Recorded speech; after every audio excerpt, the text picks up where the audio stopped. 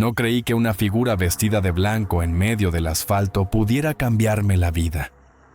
Pero esa tarde, la carretera decidió contarme un secreto que no venía en ningún mapa. No había señal, no había tráfico, ni un alma en kilómetros. Solo ella, quieta, con la mirada clavada en el horizonte y las manos entrelazadas como si rezara por algo, o por alguien. Si yo no frenaba, quizás nadie más lo haría. Soy conductor de larga distancia. Llevo años cruzando el país sin mirar atrás. Pero esa monja, con su voz serena y sus palabras cargadas de algo más que fe, me obligó a mirar adentro. Lo que sucedió después, todavía me cuesta contarlo sin que se me erice la piel. Iba retrasado por la autopista 54, cargando con una entrega urgente que ya venía acumulando llamadas del despacho. El sol caía como plomo sobre el parabrisas, y el calor adentro de la cabina era como estar metido en un horno. La radio apenas zumbaba estática. Me sentía al borde del mal humor cuando la vi. Una silueta blanca, completamente fuera de lugar, estaba parada en la cuneta entre dos señales oxidadas. Al principio pensé que era un espejismo. Vestía un hábito gris claro y tenía un pequeño bolso de cuero colgando del hombro. No hacía señas, no pedía nada, solo estaba ahí, como si me estuviera esperando desde hace años. Frené de golpe, más por curiosidad que por compasión. ¿Se encuentra bien, hermana?, pregunté bajando la ventanilla. Ella asintió con una calma que no encajaba con la escena. Estoy en el camino correcto. Solo necesito avanzar un poco más, dijo, sin mirar el camión, sin mirar mis ojos. Algo en su voz me heló, no por miedo, sino porque tenía una paz que no se escucha todos los días, mucho menos en medio de una carretera desierta. Le abrí la puerta sin pensarlo más. Suba. No es lugar para quedarse parada. No me preguntó a dónde iba ni cuánto faltaba. Solo se sentó, puso su bolso en las piernas y miró al frente. En cuanto arranqué, el aire cambió. Como si el camión ya no oliera a gasolina ni a soledad, sino a incienso viejo, de esos que solo se huelen en iglesias vacías. Durante los primeros kilómetros no hablamos. Ella observaba el paisaje seco, como si cada monte escondiera un mensaje. Yo quería preguntar qué hacía sola, por qué no tenía equipaje, pero algo me decía que no debía apurarla. Finalmente habló. ¿Cree en las señales? Depende, dije desconfiado. Si son de tránsito, sí. Si son de las otras, creo que ya no. Ella sonrió apenas. A veces las señales no están para guiarnos, sino para detenernos, para que escuchemos. Quise responder algo sarcástico, pero en ese instante un venado cruzó de golpe. Giré el volante con fuerza. El camión derrapó y terminamos en la orilla, entre polvo y piedras. El corazón se me fue al pecho. Cuando volteé, ella estaba tranquila, como si supiera que iba a pasar. Eso fue una señal, dijo sin burlarse. Respiré hondo. Me bajé a revisar las llantas. Todo bien, por suerte. Pero al subir de nuevo, me quedé helado. En el tablero, sobre mis llaves, había un rosario. Uno viejo, de madera, que yo no tenía antes. ¿Eso es suyo? Ella lo tomó con delicadeza, como si recogiera un recuerdo. Number es suyo, pero lo había olvidado. Quise preguntar más, pero no pude. Apreté el volante, sentí una especie de temblor adentro, como si algo que llevaba años dormido se hubiera despertado. Seguimos avanzando. El viaje apenas comenzaba, y ya no se sentía como un simple trayecto de entrega. Se sentía como el principio de algo que no iba a poder explicar después. Llevábamos cerca de 40 minutos recorriendo la carretera cuando el GPS comenzó a parpadear. Primero una pérdida de señal, luego una línea roja donde antes estaba la ruta. Intenté reiniciarlo, pero la pantalla se quedó en blanco. Giré la vista hacia ella. No parecía preocupada. Solo observaba el horizonte como si supiera exactamente hacia dónde íbamos. Creo que hay un desvío por el norte, bordeando la sierra, dije, intentando sonar en control. Ella asintió sin mirarme. A veces hay que tomar otro camino para llegar al mismo destino. No me gustaban los desvíos. En mi trabajo, los desvíos significaban pérdida de tiempo, combustible y paciencia. Pero por alguna razón, ese día no discutí. Giré el volante y tomé la brecha de tierra. La ruta se volvió más angosta, más salvaje. A los costados, árboles secos y montes dispersos parecían cerrarse como brazos cruzados. Aún así, ella seguía tranquila, y en su silencio había algo que me obligaba a confiar. Media hora después, encontramos una camioneta volcada. Estaba justo en medio del camino, bloqueando ambos lados. Una llanta seguía girando lentamente. Frené de golpe, y el polvo cubrió el parabrisas. Corrí a ver si había alguien atrapado, y lo había. Un joven, inconsciente, con el rostro cubierto de sangre y una pierna atrapada entre los fierros. Llamé al 911, pero no había señal. Grité de frustración, miré a la monja y vi que ya estaba junto al herido, con las manos sobre su frente, murmurando algo apenas audible. «No se va a morir hoy», dijo de pronto. «Pero necesita que lo escuche alguien, no solo que lo salven». La miré sin entender. «¿Qué quiere decir con eso?» «Tú sabes qué hacer. Solo recuerda cómo se siente cuando alguien te habla con verdad». Dicho eso, sacó una botella de agua de su bolso y se la puso en las manos al joven, como si él pudiera sostenerla aunque seguía inconsciente.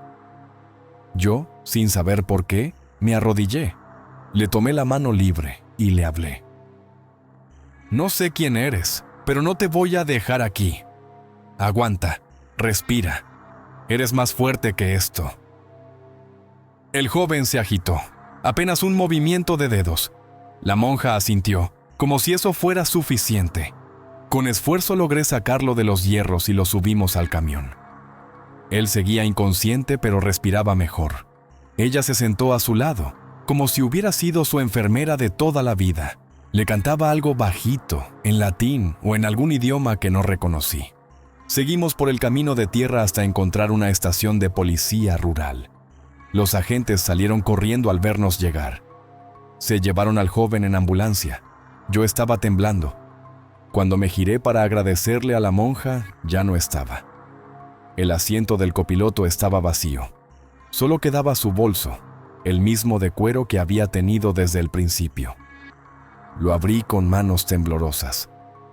Dentro había una nota escrita a mano. «No era a mí a quien tenías que encontrar, era a ti mismo. Gracias por detenerte. No todos lo hacen». Y junto a la nota, una foto antigua, muy antigua. En ella, un niño sonreía junto a una mujer idéntica a la monja que acababa de desaparecer. Al reverso, escrito con tinta corrida: «Para Martín, nunca pierdas la fe». Sentí un nudo en la garganta. Nadie me llamaba Martín desde que mi madre murió hace 20 años. Y esa mujer era mi madre, más joven, con el mismo hábito. Me quedé ahí, parado junto al camión, sin saber si estaba viviendo un milagro o enloqueciendo. Pero algo dentro de mí cambió. El peso que cargaba desde hacía años se empezó a disolver, como si finalmente alguien me hubiera recordado quién era y por qué valía la pena seguir. Los siguientes kilómetros no los manejé con las manos, los manejé con el alma hecha un torbellino. El sol comenzaba a caer, tiñendo la tierra de un naranja profundo, como si el día se estuviera desangrando poco a poco. No entendía nada, pero tampoco necesitaba hacerlo. No había lógica posible. ¿Cómo una desconocida podía saber mi nombre? ¿Cómo tenía una foto que solo pudo haber salido del pasado que enterré con tanto silencio? Seguí manejando hasta que la carretera volvió a abrazar el asfalto. Mi cuerpo seguía tenso, pero algo adentro comenzaba a soltar amarras. Me detuve en una estación vieja, abandonada. Buscaba un poco de agua, aire, una señal de que no estaba perdiendo la cabeza. Bajé del camión y al girar hacia la caseta de servicio, una voz me llamó por mi nombre. No por mi nombre actual, ni por el que usaba en papeles. Me llamó Martincito, como lo hacía mi abuelo cuando era niño. Ahí estaba él, sentado en una silla rota, con el sombrero de palma ladeado y una sonrisa quebrada, exactamente como lo recordaba antes de morir cuando yo tenía apenas 12. Me quedé congelado. «No tengas miedo», me dijo. «No estás viendo fantasmas, estás viendo lo que siempre estuvo contigo, pero dejaste de mirar». Me senté frente a él sin pensarlo. No cuestioné. Ya no me quedaban dudas, solo emociones desbordadas. ¿Por qué ahora? ¿Por qué yo? Porque hace años dijiste que no creías en Dios, ni en nada que no pudiera explicarse, pero igual seguías hablando con Él, en las madrugadas, cuando nadie te veía. Nunca dejaste de buscarlo. Solo te cansaste. Tragué saliva, pero las lágrimas me ganaron. Perdí muchas cosas. No las perdiste, las fuiste dejando, una, por miedo. Hoy alguien te las está devolviendo. Le extendí la foto de la monja. Él la miró con ternura y dijo: «Tu madre nunca dejó de rezar por ti, ni siquiera después de cruzar. Ese tipo de amor no se rompe con la muerte, Martincito. A veces regresa de formas que nadie entiende, pero que el alma reconoce». De pronto, detrás de la estación, una explosión interrumpió la quietud. Corrí hacia el ruido, dejando atrás la silla, a mi abuelo y todo lo demás. Un coche se incendiaba entre arbustos secos. Había gritos. Un hombre pedía ayuda. No lo pensé 2 veces. Corrí, rompí la ventanilla con una piedra y lo saqué entre humo y llamas. Cuando lo arrastré fuera, reconocí su rostro cubierto de hollín. Era el joven que habíamos rescatado antes, el mismo del accidente. ¿Cómo había llegado hasta ahí? No tenía sentido. Pero lo tenía todo. Estaba herido, apenas consciente, y murmuraba palabras que no entendía, hasta que una frase se repitió, como un eco clavándose en mi pecho. «La hermana dijo que tú sí ibas a volver». Ahí me quebré. Me arrodillé junto a él y supe que todo esto era una prueba, no de fe ajena, sino de la mía, una oportunidad para hacer lo que había olvidado que podía hacer. Alguien que ayuda, que salva, que no huye. Llegó una patrulla rural minutos después. Se lo llevaron con oxígeno y vendas improvisadas. Antes de irse, me miró con los ojos abiertos de par en par, como si hubiera visto lo mismo que yo. Cuando regresé al camión, en el tablero me esperaba otro papel. No entendía cómo aparecía todo ahí, como si el vehículo fuera un confesionario mágico. Esta vez no era una nota. Era una página arrancada de una Biblia, subrayada en tinta violeta. «No te olvides de mostrar hospitalidad, porque por ella algunos, sin saberlo, hospedaron ángeles». Hebreos 13:2. El frío que sentí no era de miedo. Era como si algo inmenso, invisible y eterno me hubiera tocado el hombro. No estaba solo, nunca lo estuve. La noche cayó como un telón de terciopelo sobre el desierto, envolviendo todo en un silencio espeso, como si incluso los grillos contuvieran la respiración. Manejaba sin saber a dónde iba exactamente, pero por primera vez en mucho tiempo. Eso no me angustiaba. Sentía que el camino tenía voluntad propia, que el volante respondía a algo más profundo que mis manos. El camión era mi confesionario, mi altar rodante, mi capilla improvisada. Las luces del tablero parpadeaban con ritmo irregular. Pasé por un pueblo pequeño, uno de esos que no aparecen en los mapas, con faroles colgando de cables torcidos y un letrero de madera que apenas se sostenía. El refugio. Sentí la necesidad de frenar.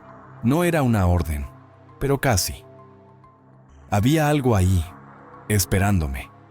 Me detuve frente a una iglesia antigua, de esas construidas con ladrillos rojos y campanarios oxidados. El portón estaba entreabierto y dentro se escuchaba un canto, suave, lejano, como si flotara en el aire. Empujé la puerta y entré. La capilla estaba vacía, salvo por una figura arrodillada frente al altar. Lo supe antes de verla bien. Era ella, la monja, su silueta iluminada apenas por las velas. Se giró despacio y esta vez me miró directamente a los ojos. No había en su rostro ninguna sorpresa, como si hubiera sabido que volvería, como si nunca se hubiera ido. «Te estaba esperando», dijo con esa voz de agua serena que me calaba hasta los huesos. «¿Quién eres?», pregunté sin rodeos. «No soy nadie que no hayas visto antes. No soy más que lo que tu corazón aún guarda. Fe, compasión, memoria. Lo que queda cuando el ruido se apaga». La iglesia comenzó a llenarse de una luz tenue que no venía de las velas. Era como si el mismo aire emitiera un resplandor. No era un truco, ni una ilusión. Era la presencia de algo verdadero. Me arrodillé, sin saber por qué, pero con la certeza de que lo necesitaba. «He fallado mucho», dije, apenas en un susurro. «Todos fallamos, pero no todos se detienen a sanar. Tú lo hiciste. Detuviste el camión, salvaste una vida, rescataste tu nombre, recuperaste tu alma. ¿Qué más crees que deberías hacer para merecer perdón?». No supe qué responder. Las lágrimas corrían sin permiso. Ella se acercó, puso su mano sobre mi cabeza y dijo, casi como una canción: «Ya no eres el mismo hombre que empezó este viaje. Has regresado. No al lugar, al origen». La luz creció, y de pronto ella se desvaneció. No desapareció como un truco barato. Se deshizo con la suavidad del viento, como si nunca hubiera sido carne, sino recuerdo. Salí de la iglesia con el corazón latiendo de una forma nueva. El cielo se había abierto. Las estrellas brillaban con una intensidad casi dolorosa. Subí al camión, encendí el motor y al mirar el asiento del copiloto, encontré algo más. Una carta cerrada, con mi nombre completo, en letra clara. Adentro, un mensaje corto: «Devuelve lo que recibiste». En cada parada, alguien necesita recordar que aún hay milagros. Desde esa noche, mi ruta cambió. Ya no conduzco por entregas ni relojes. Recorro caminos para detenerme donde nadie más lo hace. A veces es una anciana con miedo, un niño extraviado, un joven sin rumbo, un hombre al borde del colapso. En cada uno dejo algo, aunque sea solo escuchar. En cada uno me encuentro de nuevo. Y en cada amanecer, cuando el retrovisor me muestra el sol detrás, juro que a veces veo su silueta, sentada otra vez a mi lado, como si nunca se hubiera ido. Ahora lo sé. Aquel día no recogí a una monja, recogí la parte de mí que se había perdido. Y lo que pasó después me cambió para siempre. Si te ha gustado el video, no olvides suscribirte y darle a like.